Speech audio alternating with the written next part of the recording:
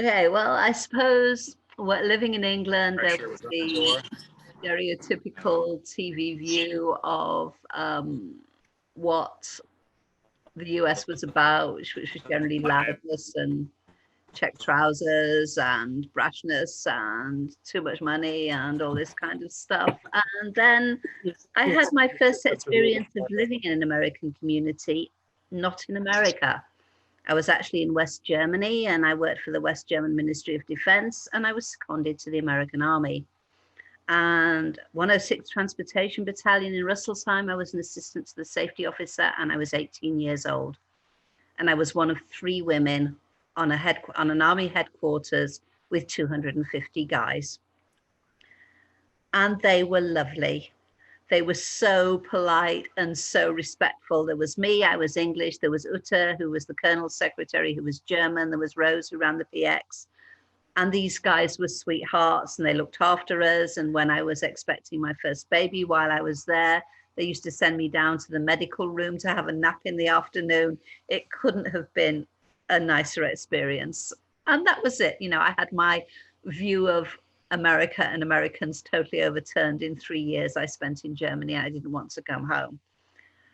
It was a bit of a realization, another point of view. There's a bit of a wake up because I got my first view of the tail end of the Cold War because I worked for the West German government and I was seconded to the American Army and I applied for a visa to go to East Berlin and wasn't allowed to go. So all my other English friends went off to Colditz Castle and I stayed at home and messed around or whatever. So that was it.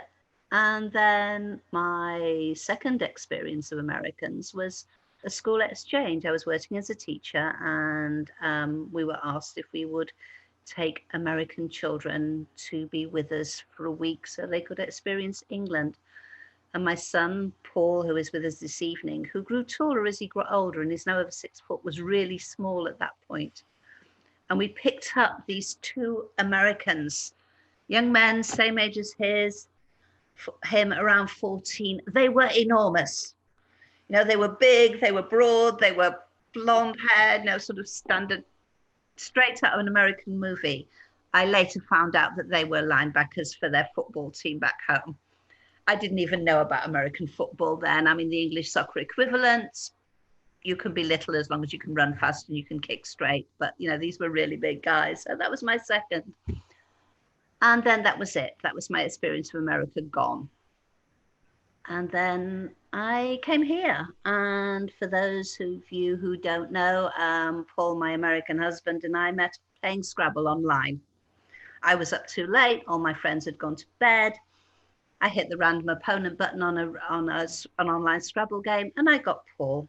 And we had online chats that led to emails, that led to phone calls, that led to a talk about meeting up. And I thought, well, if he comes here, I might find it difficult to get away from him if he's weird. So if I go there, then it should be a lot safer. So I came to America and that was my first experience really on American soil. And it's been enlightening, I would guess. So, I mean, I guess my first impression when I came, I flew into Washington Dulles Airport, and they had this thing that looked like a railway carriage on stilts. To take us from the plane over to the main terminal. And you sort of went in one end and it scooted across the runway and you got out the other end and you were kind of up in the air. And I thought, wow, is that the way they do things here? And I've now found that that's the only place I've ever seen it, which was in Dulles. But no, that's okay. So I met Paul. We had a whirlwind week of museums and art galleries and open mics and going down the river and me climbing across rocks on the Potomac in high heels. And at that point, I more or less decided that at some stage in the not too distant future, I would be staying. And we married 14 months later. So unless there's anything immediate you'd like to ask me, I'm going to tell you about my experiences in America and how I found it different. So as I said in the introduction, mild interrogation is welcome. So anything anybody wants to know first? What year was that first trip? The first trip was in 2014 in May. Yeah, I came for a week. I nearly missed the plane home. Paul at the time was driving a van and had rented a blue, I can't remember, he would know, but a blue Mustang, an electric blue Mustang he'd rented for the week while I was there. And we got caught up in museums and art galleries and were running late and got stopped on the road to the airport because he was driving too fast in a bright blue Mustang. And I'm there waving my plane ticket and saying, look, I actually have to go. And the policeman was very nice. I'll tell you more about American policemen later. But I did make my plane just about. So 2014, and we married in 2015. Well, you sure chose an eventful time to come here. I did. Hey, well, I think probably the first thing I noticed that was different was actually getting around in America. When I first came here, Paul was still working full-time for the government, and I'd kind of have things I said I would do at the beginning of the day. And there was one day he told me to go to the post office. And what I've noticed here is, from my perspective, a distinct lack of sidewalks. Unless you're on a motorway, the equivalent of an interstate. In the UK, there are pavements or sidewalks everywhere, and there's a side next to the highway where you can walk. And I was thinking, I'm walking on the road. This doesn't actually feel very safe. And it was a really quick trip while I ran up on the shoulder bit to the post office because it was just not what I was used to. And then, of course, we decided it would be a good idea if I could drive. That was exciting. I'd only ever driven on the other side of the road before. So my strategy for driving and being on the correct side of the road is I know that white line that goes down the middle has to be next to me. And as long as that's there, I should be okay. That was my starting point for driving. So, but there were, the odd exciting moment, like Paul at one point, who was very patient with me, said, Inez, that was a red light. I said, what red light?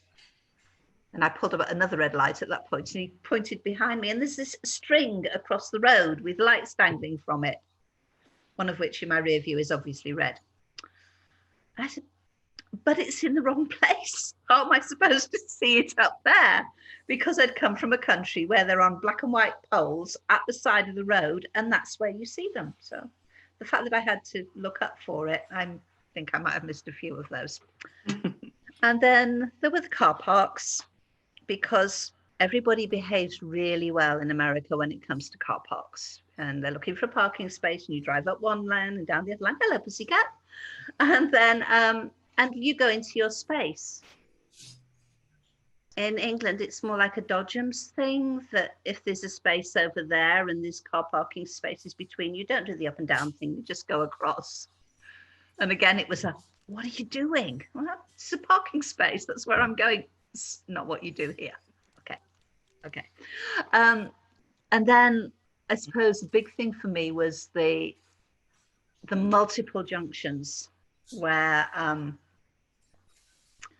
loads of roads come into one intersection. You've got to go out to somewhere else. And I developed a habit of making sure I was not first at the lights, so that somebody was always going where I was going, so I could follow them to make sure I went the right way. I had a nemesis called Seven Corners at Falls Church in Virginia, where 7 roads all came in and you had to go out to whichever one you wanted to. And yeah, I always made sure there was someone I could follow.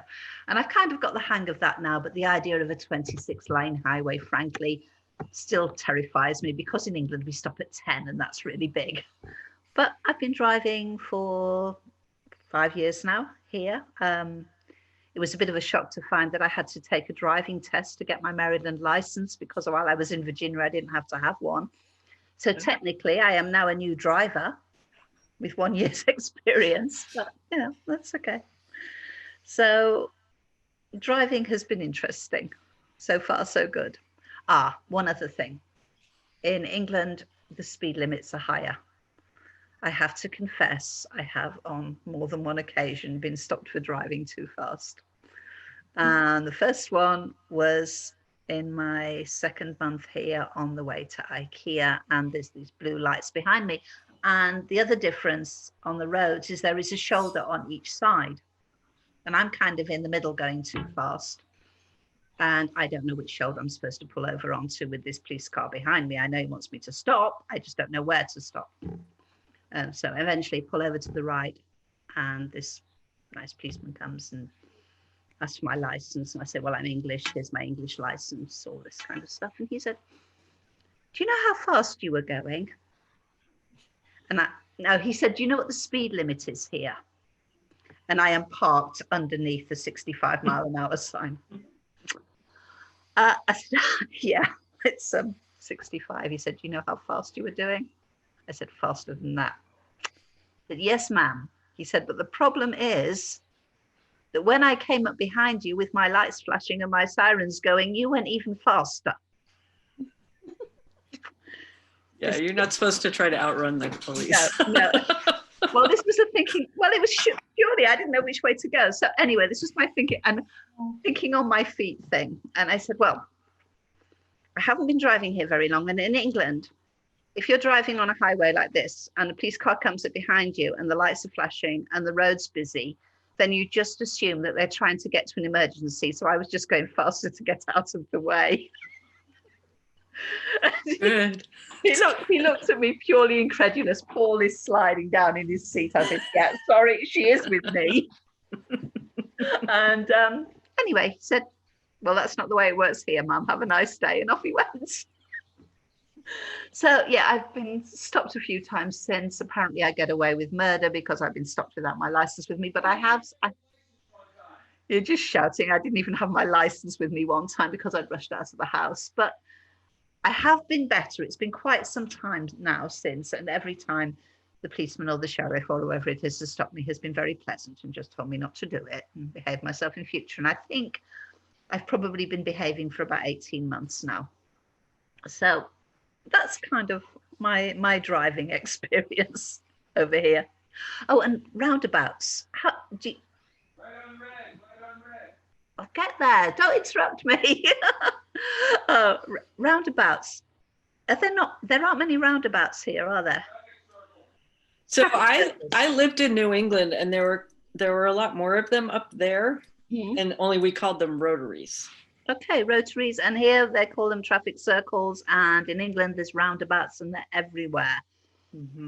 I get the feeling, and excuse me being critical in my adopted country, but I get the feeling that a lot of Americans haven't quite got the hang of traffic circles or roundabouts or rotaries yet, because they stop at them to wait to see what's happening.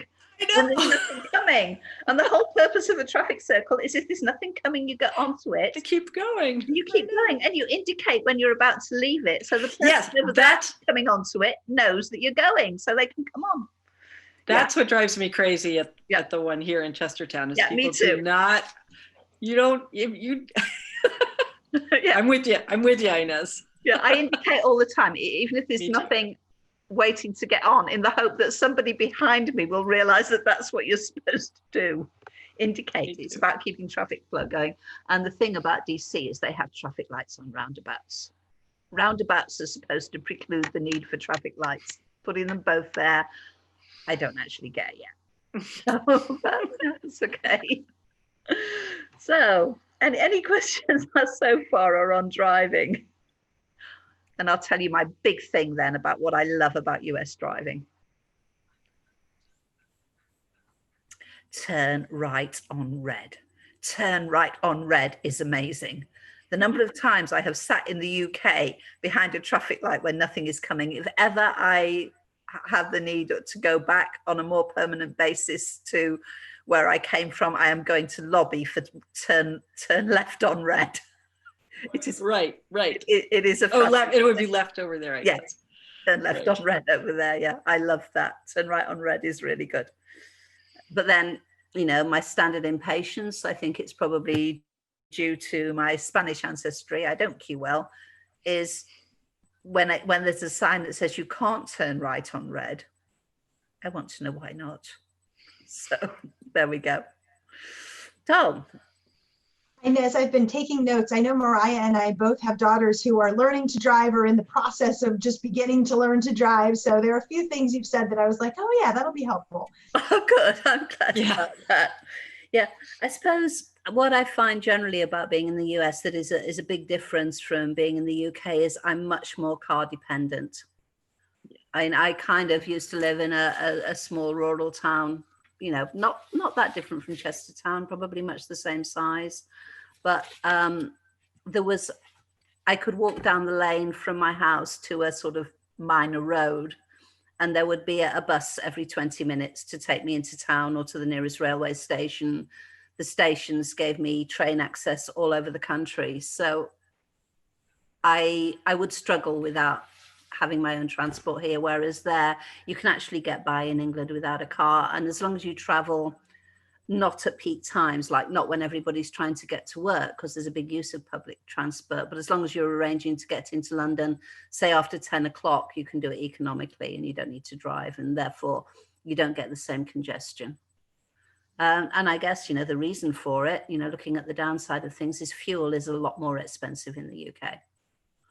And because fuel's a lot more expensive, I think the rules on car manufacturing and emissions and miles per gallon, you tend to get better miles per gallon from cars in the UK as well. Because I know when I first went to get a car here, I went to look at the equivalent of what I'd had in England, and the MPG was about 20 miles per gallon less. And I just couldn't buy it. Same model, the IDA3, you know. So there's those differences which are, I suppose, legislative and not necessary. You know, they're not from a need. So, yeah. But traveling has been fun. And so far I've been safe. So it's been good. So, anything else so far? Or should I just keep talking? There was something I was thinking about driving. Well, so is it, am I correct that there is no traffic in the center of London? There is traffic, but a lot less than there used to be. London transport system is really good. There's lots of buses. There's a really effective metro system. So if you want to drive into London, there's a congestion charge. Okay, that's what it is. Which has basically stopped people going in, and you can get a tube train from one of the metro stations from probably about 15 miles outside, and you can get an all-day tube ticket for around $7-8, and that will let you travel all over London for the day, on and off trains, on and off buses. So the incentive there is to park your car well outside the city and just go in, because trains on the metro are running every 2 or 3 minutes during the day. They're, you know, as soon as one's gone, the next one's there. So it's busy, but, you know, to the point where if you're on the platform and it's busy and you don't feel like a crowded train, then you wait for the next one because it's a couple of minutes away. Obviously, it's not as conducive at the moment, but right. Yeah, normally it would be fine. Inez, I was wondering if you have favorite words that are, you know, the same word means completely different or slightly different things in each country, because just from my small amount of travels, like there's always ones that I run across that either I don't know that really tickle me, or that I do know that I just enjoy using when I get back home. So do you have, you know, like chips? Like I like that, you know, chips are fries and they're not actually like chips like we eat out of a bag. And it sounds silly, but I just wasn't sure if you had a few things or anything that stumped you up when you got here. Well, fries were crisps, apartments are flats, elevators are lifts. It was all that kind of thing. But one of the things that I found tripped me up right back when I was in Germany was sitting in an office with a lot of young guys working on something with a pencil and making a mistake and looking up and saying, has anybody got a rubber? And the silence as they all looked at me. And I said, I've just made a mistake. Has anybody got a rubber? And this drawl came across from the other side of the office. And I think you mean an eraser, ma'am. And afterwards, when they explained to me what it actually was, yeah, I did mean an eraser. So, I mean, there's some things, you know, and things I've brought across from here, where we were talking about favorite ice creams and what your favorite ice cream was when you were a child. And I said, for me, it was Mr. Whippy. And Paul was, it's Mr. Whippy, because it had totally different connotations over here. It was whipped ice cream. It was, it was nice. So there are different things in languages. And yes, the chips and crisps ones is the one, but, I sometimes I'm not sure what I'm ordering, whether depending on which language I'm thinking in at the time. Yeah. So yeah, I mean, schools are different here too. In that, in England, it's kind of split into 6 small. I mean, we have three terms. We call them terms, not semesters, but we have 3 of those that are each split into 2, and the longest is 8 weeks. So the longest you've got to, and that's in the winter. So the longest a child is ever at school is an 8-week period, and then they have a week off in the middle. We have 2 weeks at Christmas. We have 2 weeks at Easter. And then the summer holiday, which for us here in America is going on 3 months, is no more than 5 to 6 weeks in the UK. I think there's a lot of UK parents would be absolutely horrified at the idea of having their children home for 3 months over the summer. And historically, I suppose it was the same as it used to be in the UK, that it was to help with the harvest and the farming and everything else, but that's sort of gone by the board now.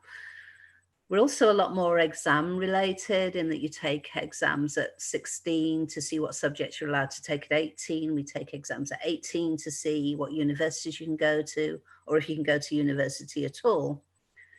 But the cost of going to a university in the UK, whichever one you go to, maxes out at around $13,000 a year. So that's kind of a difference. That's the most you pay. And there are student loans, the same as there are here, works that way. But, you don't get, having just had a son at Washington College, stepson at Washington College, I know that it can well exceed that quite easily. So, yeah. And I think, work, I remember when I worked at Redner's initially, and I was talking about things like that come as standard, like holiday pay, sick pay, things like that. And you get sick pay if you haven't taken any sick days. I know that now. In England, you only get sick pay if you do take sick days. It's not an extra pot that you can dip into. If you're ill, you can be paid while you're ill. If you're not ill, you don't get extra money at the end of it. So that's a kind of difference. There's no not being ill incentive. Holiday pay is normal. It's pro rata. If you work 20 hours a week, then you're allowed usually around 4 weeks paid at 20 hours during the course of the year. You don't have to be full time to get those sort of benefits. So that's pretty different. And I've come across quite a few people who kind of, I think this, and I'm kind of asking the question now. It seems that to get any of those sort of benefits within the US, it needs to be a full-time job with benefits.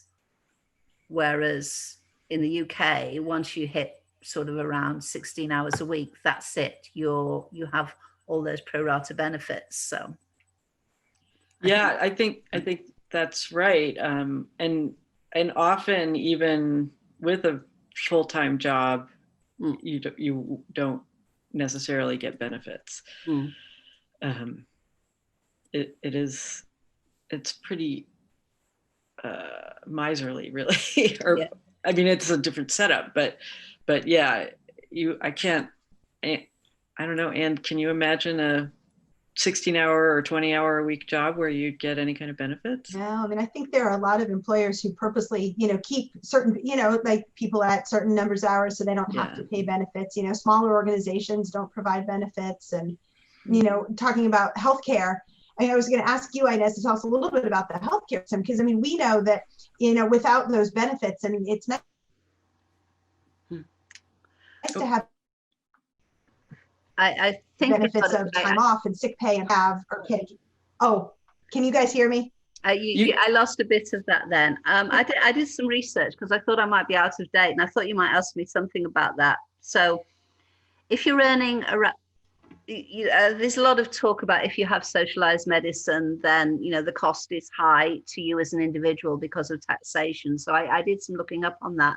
But one of the things I did want to say is there is private medicine in the UK. you can buy into it. It's there, it's available. I think one of the main organizations is Bupa, and you pay the same as you do in the US. You pay a fixed amount a month, and what that gets you is private attention. It gets you a private room, perhaps, rather than a ward. It will get you, I suppose, queue jumping. If you have a non-urgent surgery that you want doing faster and you would have to wait for it, then you can actually queue jump. You can actually get your surgery done earlier by paying for it. NHS has its issues, you know, they're as usual, it can be overstaffed and understaffed and overworked, and you can wait for non-essential surgery. But a lot of the things have been about the cost, and I did some research, so excuse me looking at notes, but if you earn $500 a week, your national insurance payments that come out of your tax, come out of your paycheck, are $32 a week. So on a $500 salary, it's $32. It goes up pro rata. If you're earning $1,000 a week, you're paying $98 a week in national insurance. But that isn't just health insurance. That covers your unemployment benefits, and it goes towards you having what you call Social Security, I think, what we call a state pension when you're 66. So that $98 a week on your $1,000 a week salary pays for your health, pays for your unemployment if you're off sick, and it pays for your pension as well. So it's not bad, really. And obviously, if you earn more, then it's pro rata, because it's 12% if you're earning over £183 a month, which comes to $32.55 on a $500 a week paycheck. Knowing what we pay here for insurance, I think that seems quite reasonable, really. And that was one of the things, you know, for me, Paul and I are fine. He used to work for the government. He has good health insurance. But as some of you already know, he was, you know, sort of recently diagnosed, back, his leukemia's back. But the thing that scares me is not that, but I just wanted to show you something. That, if you pay full price for it, is a $281 pill. And he has to have 2 of those a day. Now, that's not what we're paying. We have good health insurance, and apparently the health insurance company is doing some deal with AstraZeneca, and we may end up not paying anything at all. I don't know. At the moment, it's whatever. It's a lesser amount, much less. But, you know, it made me think, because his condition is eminently treatable, and I thought we could actually be sitting around this table without that health insurance, saying, well, okay, if I don't take those, how long have I got? Or it could be, if we mortgage the house, how much time does that give me? And that, to me, and we're not in that position, but to have a system that puts people in that position, I think, is really scary. And, you know, I talked about there being private health in England, and I mean, my last husband died of cancer, so I tend to be a bit touchy about it sometimes. But we asked for a second opinion. He had something nasty and vaguely untreatable, and we went to a second opinion for Harley Street and got another doctor who said you need a PET CT scan, and our normal hospital would only do a CT. They didn't have that facility, and the Harley Street specialist said pay for it. But get what you want out of the National Health System. You pay for it. If you need anything extra, come to me and we'll sort it. A few years ago, they recommended a PET CT scan for Paul.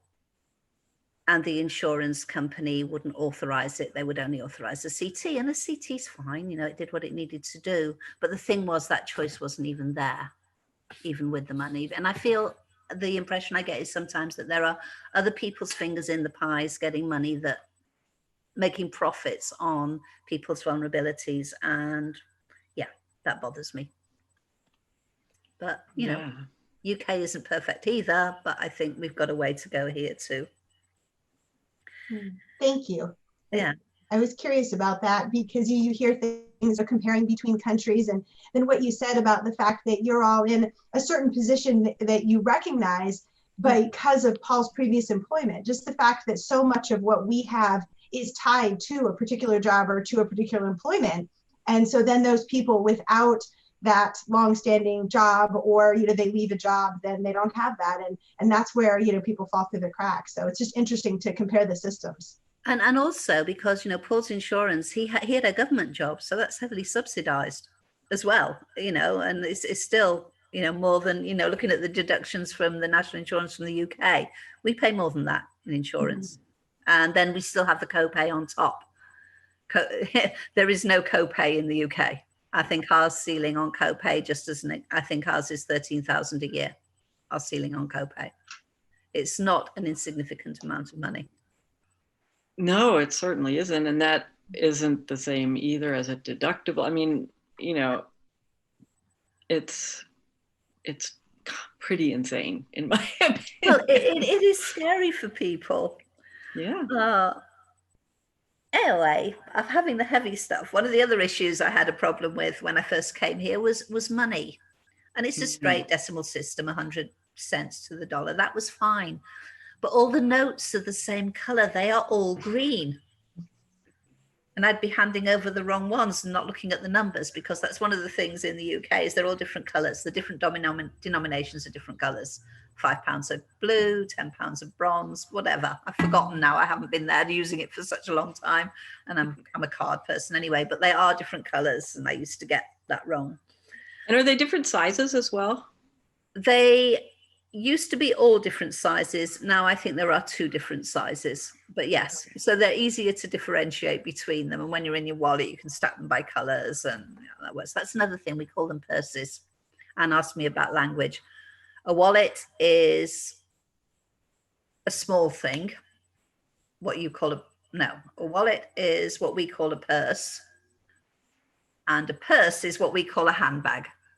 So I will actually say to Paul, "Where's my handbag?" And not now, because he understands my bizarre language, but I would say, where's my purse? And he'd bring me my handbag, and I'd say, "I don't want that. My purse isn't in it." It's that kind of thing.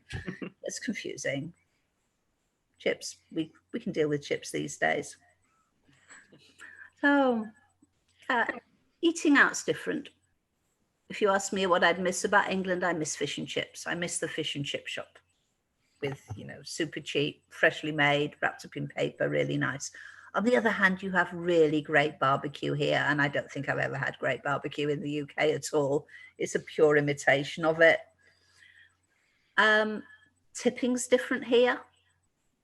And I think, tipping in the UK is just a good service thing. And it's a thank you. The minimum wage is not different for servers. So you're not looking at tips to make somebody's wage up to the minimum by tipping them. It's just a thank you thing. It's just a gesture. The minimum is the minimum. It's still low. It's still not as good as it should be for a lot of people, but it's not, it's on par with everybody else. It's on par with the people who work in stores. It's on par with the people who, stack shelves. It's whatever. It's not, it's not supplemented. It's not there as a supplement. Yeah, it is a strange system that we have here that as far as I know, I think it's reasonably unique. The American tipping system. I haven't encountered it anywhere else, and I've traveled quite a bit. And I think it must be hard because the people, all you need is somebody who is having a bad day and doesn't tip properly. And that just means you don't get paid properly for the night. And that's hard. Yeah. I like weather forecasting here. Sorry, Mariah. Oh, no, go ahead. I like weather forecasting here. I think the weather forecasting has seemed to be incredibly accurate. I remember Paul being sent home from work from the office at one point at 11 because it was going to snow at 1 o'clock. And I said, how do they know it's going to snow at 1 o'clock? And we're sitting there at the table having lunch and the first snowflakes fell. That's impressive. And no, weather on the Eastern Shore, I love that you can watch it arriving. I've always had a thing about storms. I love storms, and sort of sitting in this room now with the trees and the sky behind me, and you see the sky darken, and then you see the trees start to move, and then the storm comes rushing in behind it. And okay, I know it pulls up trees and it's devastating and everything else, but it is so exciting. You can see it coming, and then you can see it go, and then it's all this calm afterwards. It's like, you know, if you went back to Norse gods, it's like Thor just rode through and went. It's great. So I love that. I love that too. Yeah. Hey, I have a food question. I have a friend just got me to watch the Great British Baking Show the other night for the first time. And they had to make pies. They made tiered pies, and I did not know what that was going to be. I was picturing, you know, apple pies and peach pies and lemon meringue pies, and that's not what it was at all. I don't know what a tiered pie is either. It was like these enormous, I mean, they were pies in that they had crust around them, and they were full of like meat and vegetables, and they were stacked on top of each other like a wedding cake. Wow. I haven't. It was. No. Just typed in. They also call their cookies biscuits. Oh yes, we do. Definitely biscuits. Yeah. So if you watch that show, Mariah, they're always making biscuits. That I knew about, but the pie thing, I was pretty surprised. Oh, something about not getting what you expected. When I ordered my wedding cake here, I ordered a fruit cake. Now, fruit cakes in England are really, really dense. They have a lot more fruit in them than anything else. They're dark, they're rich, and they're full of sultanas and raisins and cherries and everything else. They're really dense, and then they have almond icing on, and then they have fondant icing on, and they're tiered.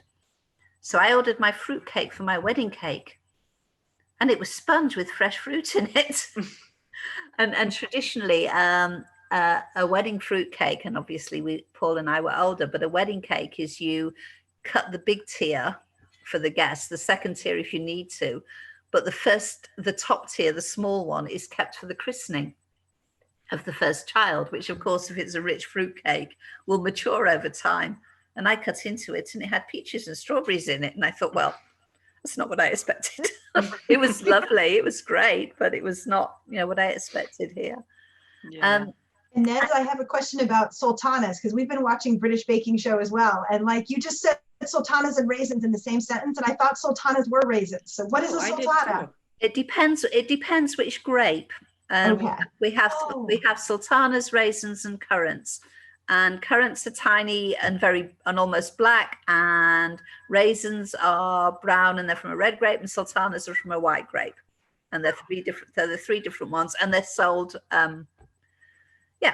in packets. So I know I looked for them when I first came, and what we call plastic cherries, which are crystallized cherries, which have far too much sugar in, but they belong in fruit cakes. They're really good. I thought that currants were a different fruit altogether. I don't think so, but you could be right. Oh yes, you are. They're black currants, but they're really small and they're dried. They're just the same as grapes are. My apologies. And then sultanas and raisins are different grapes, and one's very pale and one's dark brown. I feel like it's important in Chestertown to know what a sultana is. Next time I go to England, when I can get there, I'll bring sultanas home. I shall distribute around Chestertown. Inez, since we're today or over the past few weeks reminding ourselves, okay, exactly how many people do we have in the Congress in the US and all those kinds of things as we're watching the election, can you give us the quick overview from your perspective? Like, okay, we know there's a monarch, we know there's parliament, like how do they work together? And just your fun assessment of it, not like the Google assessment necessarily. I just noticed that Paul, my son, typed in that currants are grapes. So I was right in the first place, but we do have black currants too. But currants are grapes. So thank you, Paul. Yes, thank you. Right. We have, I might get the numbers wrong, but we have the monarch, who is basically a figurehead, who I think the best way that it was ever described to me was that if Parliament passed a bill for the dissolution of the monarchy, the Queen would sign it. So she's literally just there to it's a ceremonial post, really. It doesn't carry any great authority with it. I know there's a big element in the UK that says we shouldn't have a monarchy. I think as long as it brings more money into the country than it takes out, it's fine being there. People go to palaces and houses in England because of the royalty, because of the royal collection. So, they don't do nearly as much harm as they used to do when they did have power. I think once we started cutting their heads off, it became more less influential. There was something so we have two main political parties. We have the Labour Party, the Conservative Party. We have the Liberals, who float in and out from time to time, depending on how influential they are. I think if you look, I might not be totally accurate, but I think 650 ballpark seats. Like, you have, I suppose, representatives for Congress. We have seats in Parliament. I think the most the Liberals ever had has been 23 at any one point. And they usually it's usually a really close race between the Labour and the Conservative, except the last time there was a landslide and we voted for the Sandy idiot, but we all have our moments. And they usually join forces with another with another party to get things through. One of the things I thought might be interesting, because again, I did some research. How am I for time, by the way? Should we be finishing shortly, or are we okay? Oh yeah, we are actually. We are already at 5:45. You could. That's okay. We'll have to have you back, but yeah, let's do whatever you were going to do, and then we'll wrap up and go bite our fingernails. One of the things that really, struck me as being a little over the top was the spending on the US election.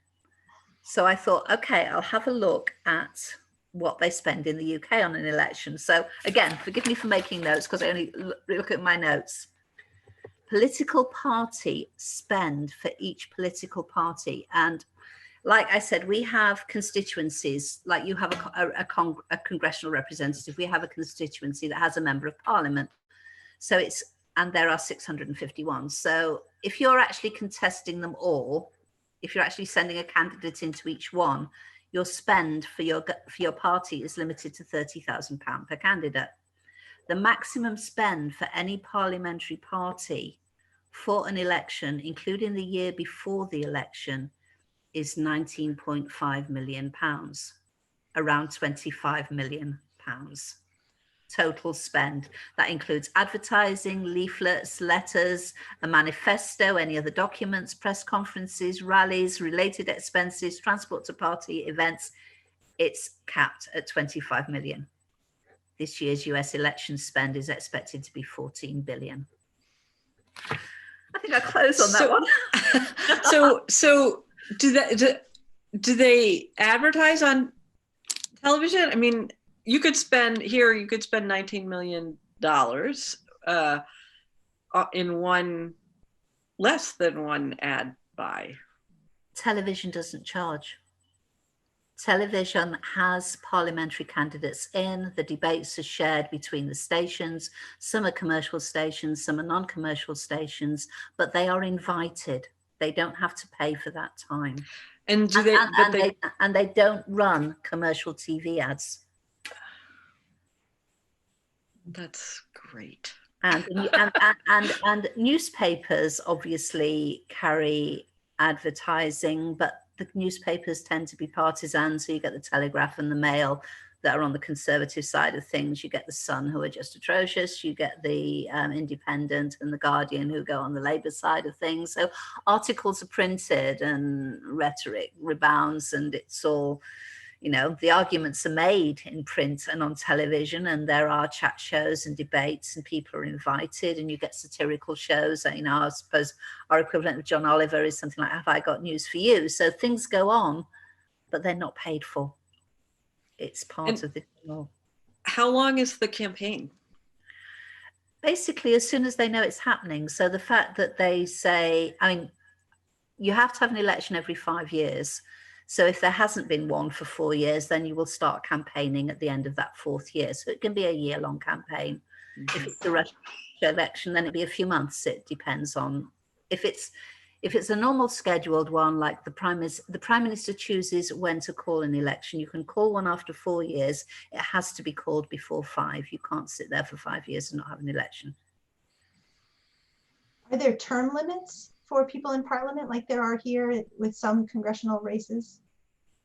I think from what I remember, isn't it Congress every 4 years and senators every 2?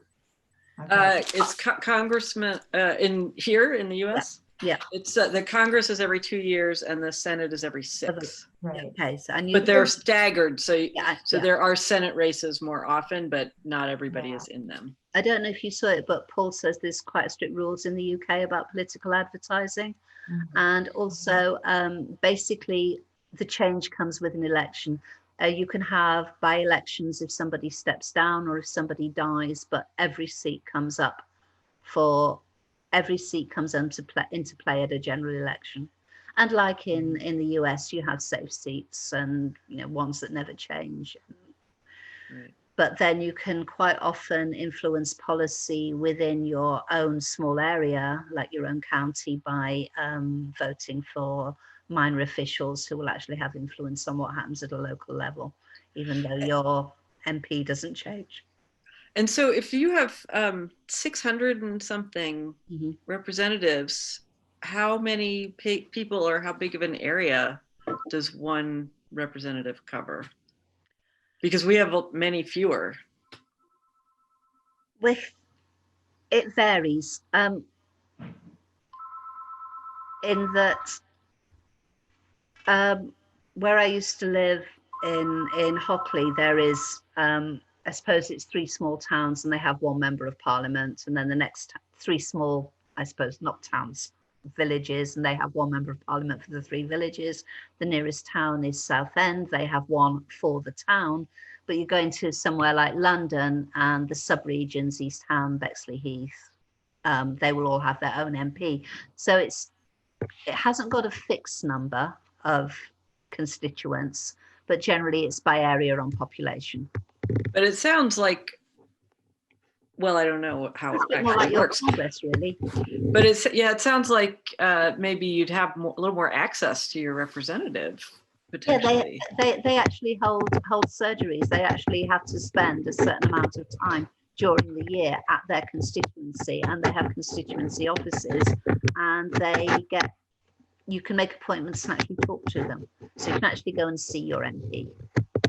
And they get quite involved in local affairs. They'll come and do open hospitals and close factories, and I wouldn't say they're generally speaking any more or less effective, but they do have to spend time at home. Yeah. So, yeah. Yeah, they're more remote here. Oh, and then Liz says there aren't those oddly shaped districts that we have. So like our congressional district is, first of all, huge, and second of all, has this weird illogical shape. Yeah, Paul says gerrymandering, which is true, but it's gone on in the UK as well. I mean, historically, we used to have a thing called rotten boroughs, where the lord of the manor was still there. Everybody else had moved out because there wasn't a manor, there wasn't the serfdom, our own equivalent of slavery, that wasn't there anymore. But they had this guy in this piece of land who had the authority to elect a member of parliament all by himself, because he was the one person in that region now. And obviously things have changed, but people do change boundaries to try and influence the voting. It still happens. It's harder in England because it's more obvious within a small area. If all of a sudden somebody built in a big block of social housing in a particular area that was previously wealthy, and the Conservative government changes the boundary to move that particular block of flats out of that voting area, it still happens. Mm-hmm. Yeah, okay, well, we'll split that. We'll put those there because they're not going to vote for us. We have our own share of corruption over in the UK too. But you don't have anything like the Electoral College, right? No, we don't. So one of the things when I was learning about politics, it was an interesting suggestion is on that somebody had made, and I don't know if anyone's ever adopted it. It was a parliament based on the popular vote, where each party came up with their list of who they would like to represent them within a government. And keeping the math simple, if there were 100 places in the government and you got 40% of the vote, then you could pick the first 40 off your list. So it didn't come into personalities or who did what or who was sleeping with who or who got caught in compromising positions or who had investments in whatever. You had this list of 40 people. And if your party, on your policies, on your principles, on your idea of how a country should be run, got 40% of the vote, then you could have your top 40 people and so on. It also meant that the people who didn't get a huge amount of the vote also got a say in there. So if the Green Party had 2%, they had 2 people in there too to join in the debate. I don't know if anybody ever took that up, but I thought it was an interesting concept to do it. So, yeah, a little bit like a coalition government kind of thing, or a but without voting for a particular person. So yeah, we wouldn't be, voting for somebody that we actually like the personality of. So it's interesting. I'm seeing that Paul's in New Zealand. I think we'll have to have Paul back maybe as a guest sometime to hear about how all this works in New Zealand. Oh, that's a great idea. Yeah, really just interesting. And I appreciate, Paul, your chiming in with thoughts and answering some questions and doing a little research in the chat for us. But how very cool. Although I'm sad for you that you all are that far away from each other, but really neat to have you all here tonight. Absolutely. Well, shall we wind up with a toast and send everyone off to eat dinner and not watch the news? That sounds good. I have tea. Oh, yay. Shopping in the US, it's really hard to get decent tea. Oh, yes. Cheers. Well, what kind do you like? At the moment, I have a big imported bag of PG tips. That means nothing to me. Yeah. Thank you for being here tonight. Thank you to both of your Pauls for joining us as well. And it's really fun to hear about the differences. But tonight I will toast to what we all have in common. And because there's always more that we have in common than there is that separates us. So cheers. And we'll see you all very soon. Thank you for being here. Thank you for having me. Thank you, Inez, so much. And Paul, it's nice to see you and read your chats. And thank you for joining us. Yeah. And Paul Santori, feel free to play us out if you would like. Yay. Did you hear that, Paul? You have to. Yeah. You don't have to at all. How close is the guitar? What do you want to play? What do you want me to play, Inez? It's your show. Anything. God save the Queen.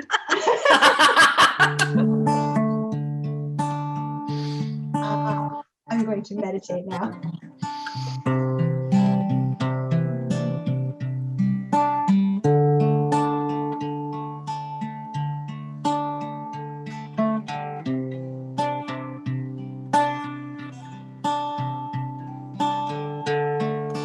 Not so long ago, kind of far away, saw your tiny picture in the light one day. Couldn't really say exactly where you stood. Thought it might be Spain, or even Hollywood. Ah, Ness. Ah, Ness.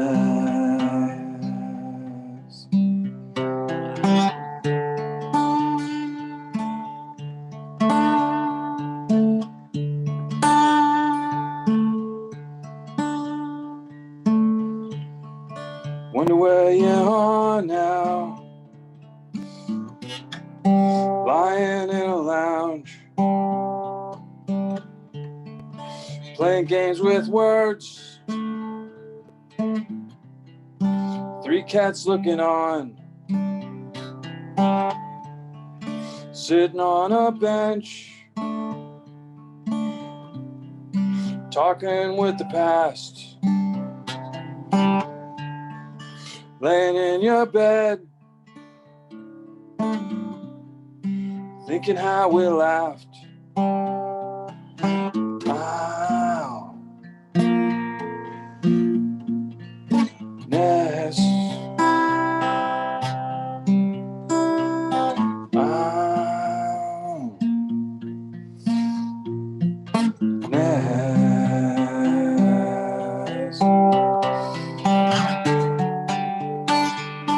Ah, Ness.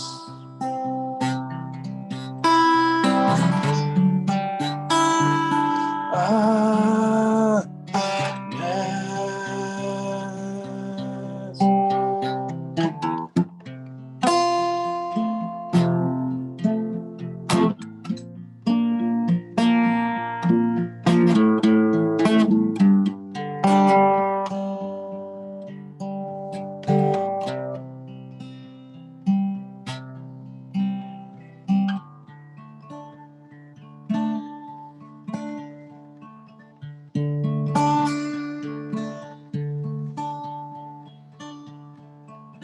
It was early morning, we had barely met. Both my wings were broken, you caught me like a net. Ow. Mess. Ow. Mess.